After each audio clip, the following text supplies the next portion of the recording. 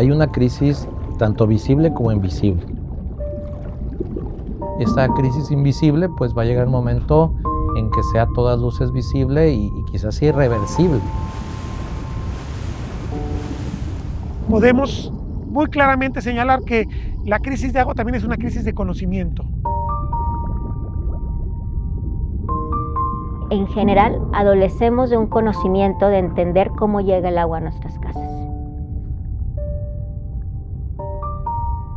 El agua comida, el agua fuego, se acabó para nosotros. Creemos que el tema del agua es ajeno, porque yo soy ciudadano, o es ajeno porque yo soy autoridad, o es ajeno. No, el reto del agua es de todos. Tener conciencia hídrica es tener conciencia de que somos viajeros en el tiempo, que este mundo lo tenemos que heredar y que nuestra tarea es dejarlo mejor de cómo lo recibimos. A veces pensamos que tendríamos que sembrar ahora para mejorar el futuro, pero el colapso, la devastación, la enfermedad, lo que padecen muchos por el privilegio de pocos, está pasando ahora.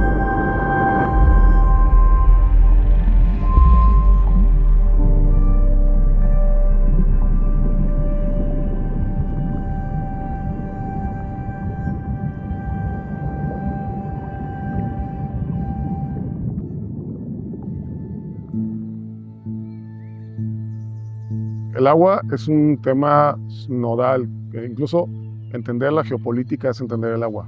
Si tú analizas, por ejemplo, la historia de los imperios, la historia de las naciones, básicamente es una lucha por los recursos. Cuando se estaba buscando el asentamiento adecuado de Guadalajara, queremos agua, pero no queremos inundaciones. Entonces, por eso terminaron en el Valle de Atemajac, porque valoraron sitios y se dieron cuenta, un sitio donde yo pudiera asentar una ciudad, donde tuviera agua cerca, el río San Juan de Dios pasaba ahí pegadito a la ciudad. Bueno, las ciudades crecen de acuerdo al comportamiento de los afluentes de agua que hay alrededor o al interior. Después de estas obras de la colonia, las cajas de agua y todo este tipo de infraestructuras que se utilizaron y que la ciudad aprovechó muy bien, sitios donde había manantiales, se adquieren porque la ciudad se alimentaba de agua subterránea, básicamente de manantiales. La estructura, la retícula romana, estaba hecha basada en el río. Lo que pasa es que la ciudad crece, alcanza el río, alcanza el cementerio, alcanza el basurero. Entonces ya cuando la ciudad está por encima del basurero y el cementerio queda dentro de la ciudad y el río ya dividiendo la ciudad, ahí empiezan los problemas grandes.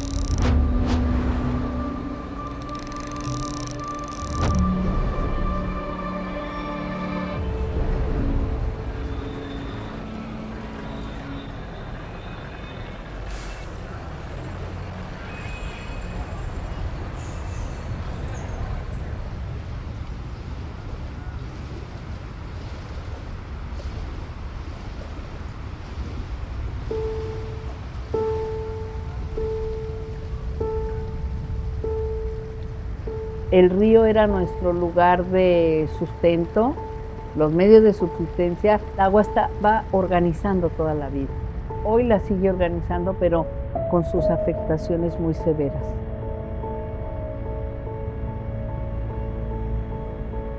Pues en el año de 1970 ahí tomábamos agua y de ahí para acá se comenzó a contaminar. Pues podríamos imaginar la grandeza de esta caída de agua que nos tocó conocer. En la parte de ahí, en esas piedras, ahí nos bañábamos sin necesidad de meternos al agua. Con la pura brisa que caía del chorro del agua, haz de cuenta que estaban vaciando un bote de agua encima. Era espectacular.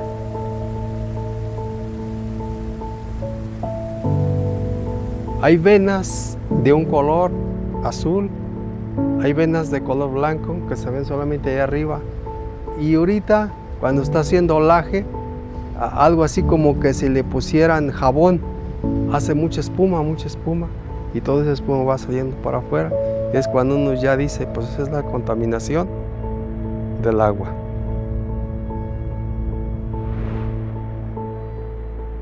Tengo yo dos hijos pequeños que han crecido, que han estado aquí, igual que yo, pues hemos crecido en este territorio donde pues crecemos en una dictadura de normalidad, ¿no? Normal que huela a basura, es normal que haya una devastación, y a mí me mueve mucho el ver que mis hijos puedan tener la capacidad y el derecho de imaginar otras formas de ver la vida y la naturaleza más allá de lo que está aquí.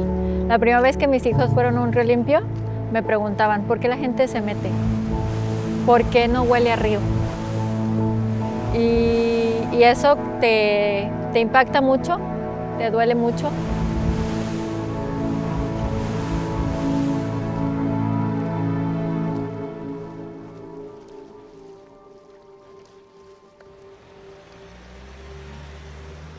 Nosotros, en la modernidad, hemos cometido el error de entubar ríos, hemos cometido el error de estrangular ríos, y peor aún, hemos cometido el error de borrar ríos. Cuando nosotros llegamos, yo les decía que esto es como los alcohólicos, ¿no? Lo primero que tiene que hacer un alcohólico tiene que conocer o entender y aceptar que es alcohólico para poder curarse. Si no, no se puede curar. Ya estaba planteado que la ciudad no tenía manera de detonar su crecimiento si no encontramos una fuente de agua mucho más grande y sólida. Entonces ya se había planteado, Chapala va a ser necesariamente la fuente.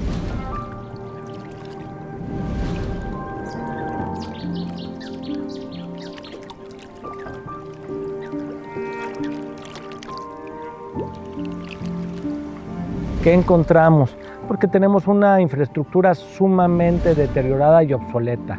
Tenemos redes con más de 80 años, bombas que son centenarias, plantas de tratamiento, plantas potabilizadoras. La planta potabilizadora número 1 de Miravalle, que el año que entra cumple 70 años de haber sido construida y que fue hecha para una calidad de agua muy distinta para la que tenemos hoy en día.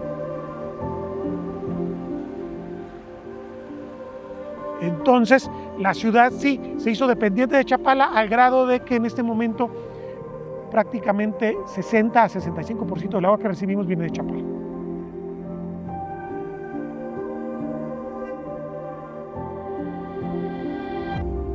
Las contaminaciones vienen del río Lerma, que es nuestro pescado que está contaminado. Se llenó de lombriz todo el cuerpo. Las descargas fecales de los pueblos y las descargas industriales vinieron a acabar con la vida y con el agua comestible de este río, pues de esta parte de acá.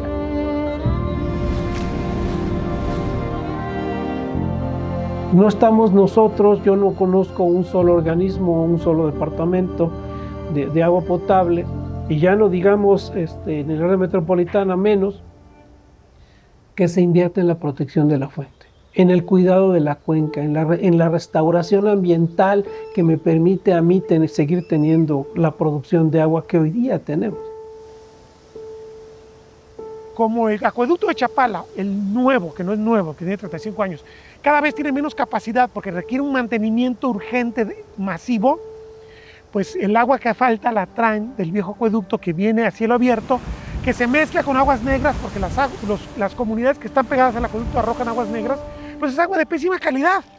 Y la quieren tratar como tratan el agua que viene directamente por el tubo, obviamente que no la terminan de tratar bien. Entonces es una agua peligrosa. En estas aguas fecales se producen toneladas y toneladas de tilapias. ¿Y a dónde crees que la llevan? Al mercado del mar. Entonces tú has comido tu cevichito con limoncito, salecita. Entonces es necesario tomar conciencia. Nosotros a eso le decimos, no sé si sea la palabra correcta, pero decimos la némesis, la venganza justa. Y entonces eso, reflexionen cuando abran su refrigerador, ¿de dónde llegan las lechugas? ¿No? ¿De dónde te llega el queso? Bien rico, con tu mamá hace la comida cuando va al Abastos. ¿De qué vacas? ¿De las que toman agua del río Santiago, de los humedales o de otros arroyos? Es decir, necesitamos replantearnos el modelo de vida y dejar de pensar que los pueblos de alrededor deben estar subsumidos para atender las graves necesidades de la metrópoli. No se vale. En El Salto, un niño murió a causa de que se metió al agua. Entonces aquí alertamos a los familiares que no se metan al agua porque puede pasar. Pero estamos tan desesperados y tan tristes por morir de manera así como pajaritos aquí toda la gente, que decidimos acudir a la investigación. Los resultados de investigación están muy graves. Estos resultados de la sangre y de la orina de nosotros, de nuestros hijos y de nuestros nietos.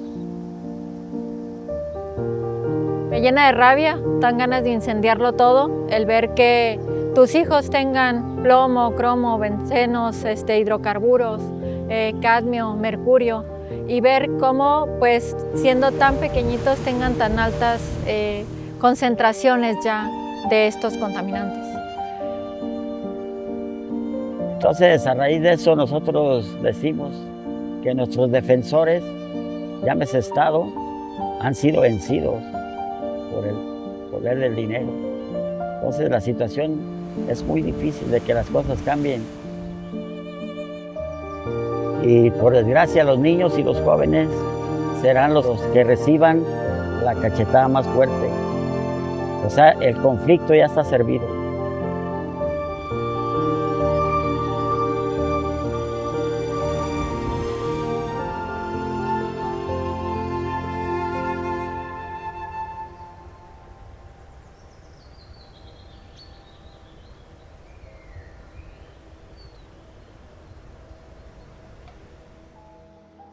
Resolver el tema del agua implica abrir la ciudad, destaparla toda, redefinir acueductos y alcantarillados, hacer afluentes, destaparlos y limpiar el agua.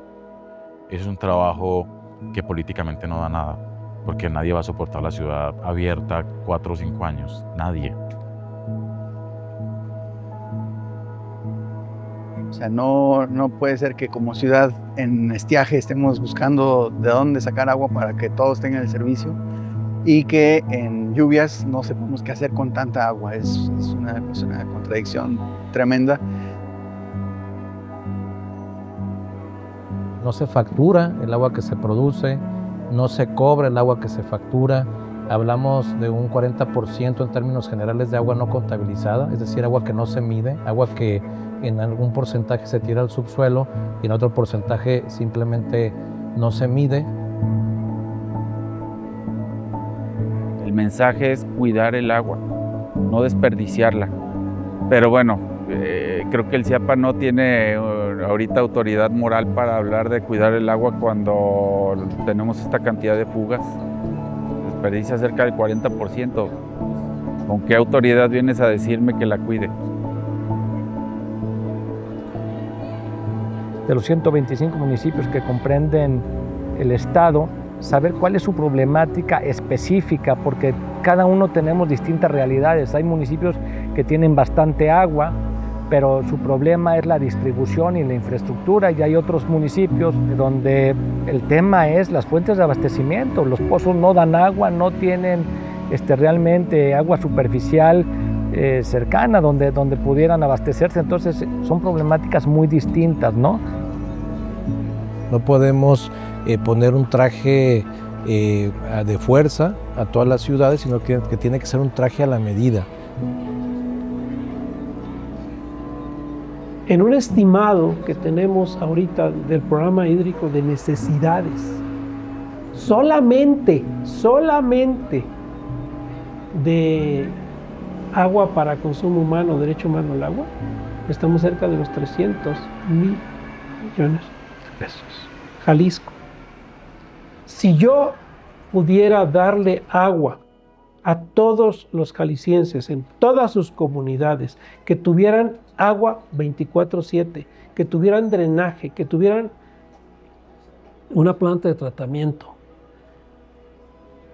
y que esto me durara 20 años, y que a los 20 años yo tuviera que renovar todo otra vez, eso me cuesta 300,000 millones de pesos.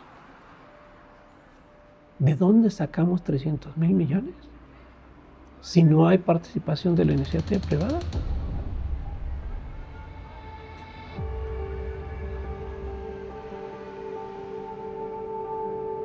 La verdad es que a veces en el agua hay que tomar decisiones que son políticamente poco atractivas, pero que son necesarias para el bienestar de la ciudadanía.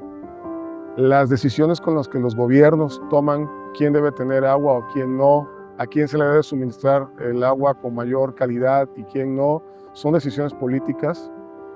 No podemos dejar más que los políticos tomen decisiones con respecto al agua. Las decisiones deben de ser sociales, técnicas, financieras y económicas, y sobre todo de largo plazo, para darle sustentabilidad, en este caso, a los organismos operadores. Los organismos operadores pues manejan un recurso con alta fuerza política.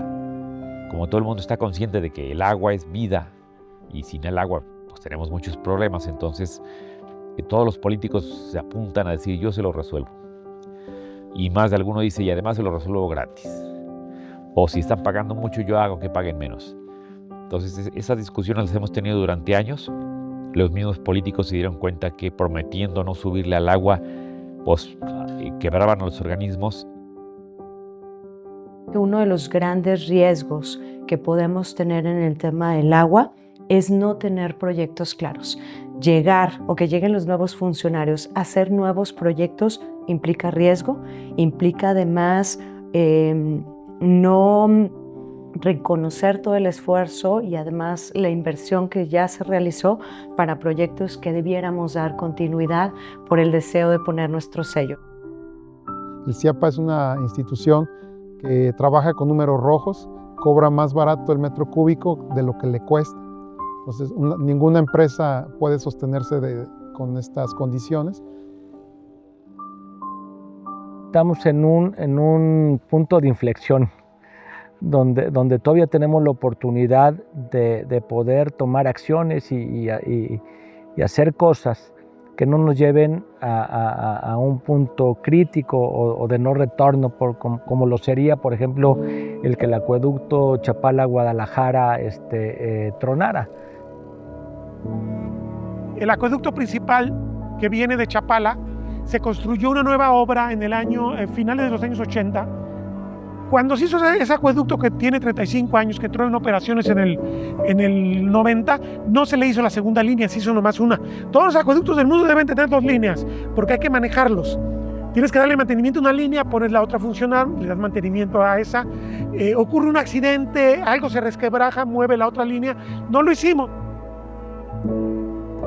Si el acueducto Chapala-Guadalajara truena, pues no hay forma de sustituir. Tendríamos que irnos muchos de la zona metropolitana a otro lugar, porque no hay forma de sustituir esa fuente de abastecimiento con ninguna otra, ni medios alternativos, ¿no?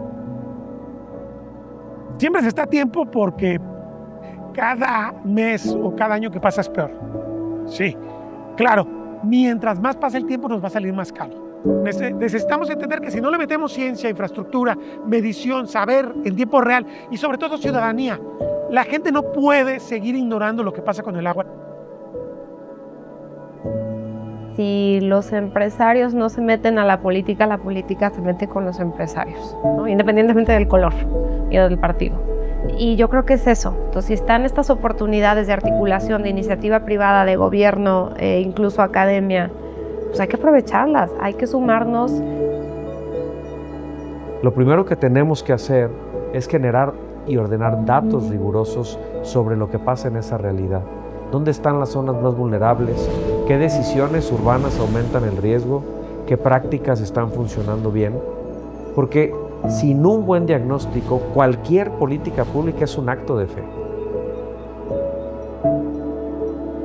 La palabra clave para poder solucionar el tema del agua se llama colaboración.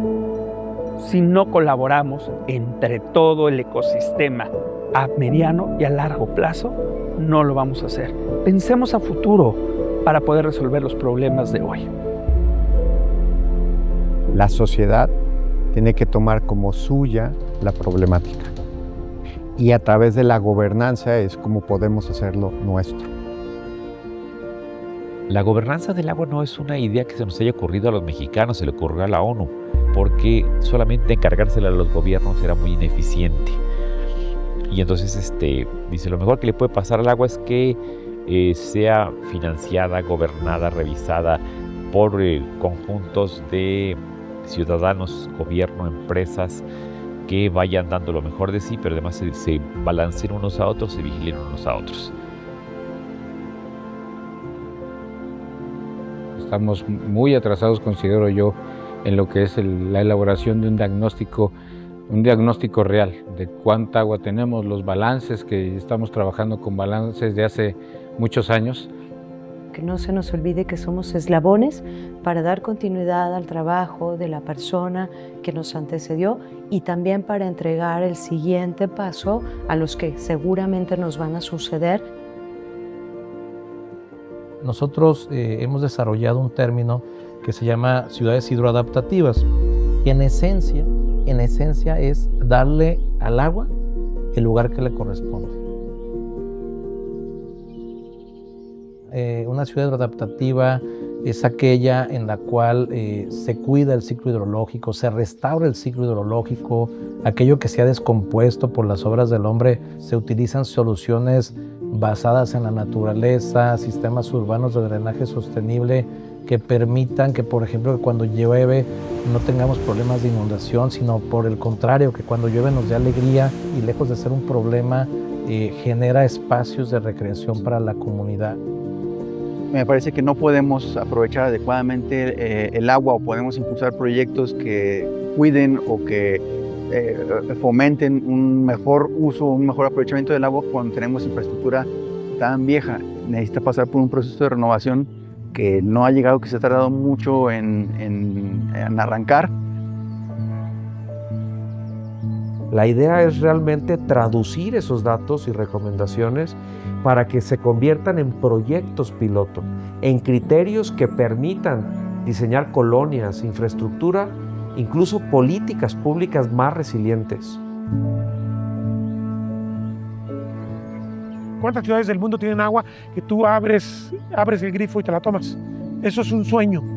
No lo vamos a ver pronto mientras no entendamos que el agua tiene que ser el eje de todas las políticas públicas.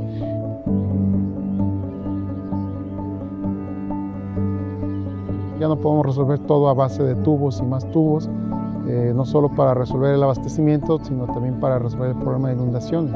Tenemos que voltear a ver hacia las soluciones basadas en la naturaleza, tenemos que buscar reutilizar el agua al máximo dentro de las zonas urbanas. Ya hemos estado trabajando aquí en el Estado en el tema del reuso para la industria, en la línea morada que tenemos en El Salto, pero tenemos que ir más allá. El agua tiene que ser ese mandato social que nos debe comprometer como sociedad y como industria a pagar nuestra hipoteca social.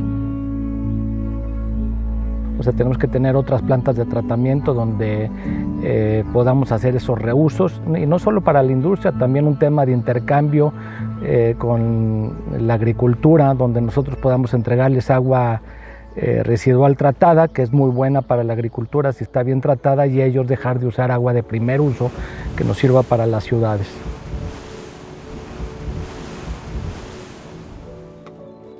El agua es el eje fundamental de la transformación de los polígonos urbanos. Si el agua no es el centro de un proyecto urbano, colapsa la ciudad.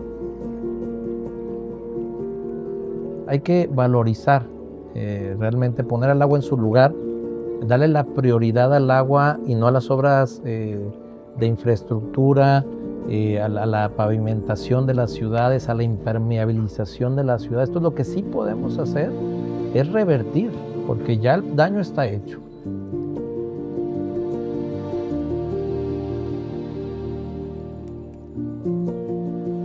Hay que olvidarnos un poquito de una ciudad de espectáculo, de entretener la galería, de presumir y enfocarnos en lo esencial.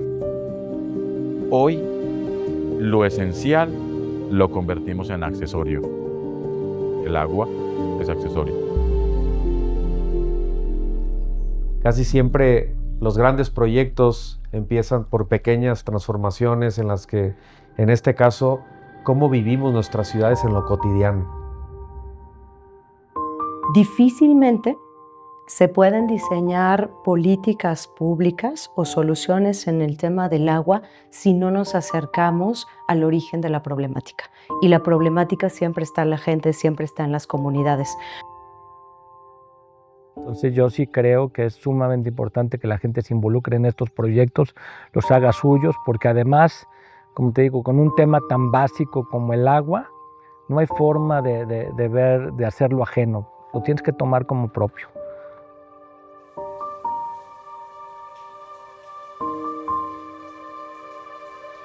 ¿Cómo se piensa futuro? Si en este presente ya hay una precariedad, ya hay una deuda,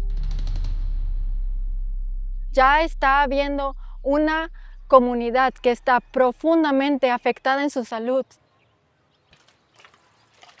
El que los viejos no lleguen, no tengan derecho a ser viejos, ya hay una deuda con todas esas familias. Es duro escuchar esa realidad. Es una lucha en la que forjamos y tenemos mucha esperanza que las cosas puedan frenarse ahora. Para las autoridades y la ciudadanía, tener conciencia hídrica básicamente es como la esperanza del futuro. Lo primero es regresarnos unos pasos atrás y desestructurar la idea del agua como recurso.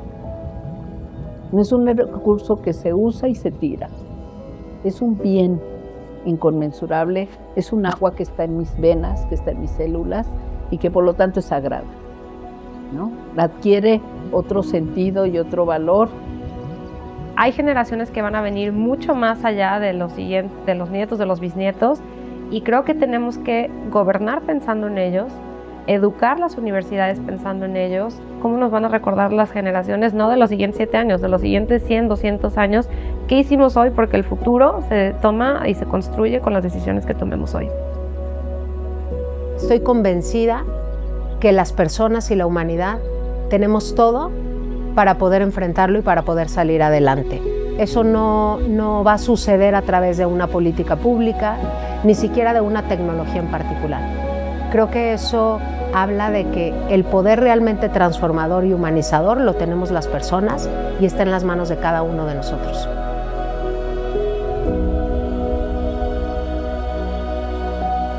Nosotros estamos metidos en esto, tratando de fabricar una respuesta.